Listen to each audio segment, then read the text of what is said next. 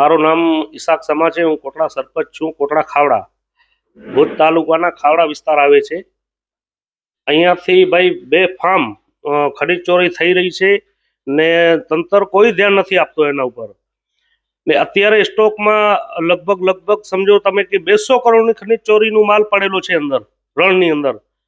પોલીસને બધી ખબર છે, વહીવટ તંત્રને બધાને ખબર છે કે ખુલ્લેઆમ ખનીજ ચોરી થઈ રહી છે, એના ઉપર કોઈ તંત્ર એક્શન નથી લેતો। ને રોડ ઉપર આપ જાઓ એટલે આપને ખબર પડે કે કેટલી ઓવરલોડ ગાડી હાલે છે ને કેટલો માણસોનું નુકસાન થાય છે।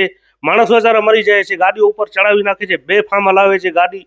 તો એના ઉપર કોઈ સરકાર વહીવટદાર જે છે અહીંયા કોઈ એમના ઉપર એક્શન નથી લેતા। કલેક્ટર સાહેબ નથી લેતા તથા આરટીઓ સાહેબ છે એ એક્શન નથી લેતા। સ્થાનિક પોલીસ છે પીઆઈ પટેલ એ એક્શન નથી લેતા ને એ લોકોને છૂટ આપેલી છે। અત્યારે 200 કરોડનો જથ્થો અંદર પડેલો છે, 200 કરોડનું અત્યારે જથ્થો અંદર પડેલો છે ખનીજનું।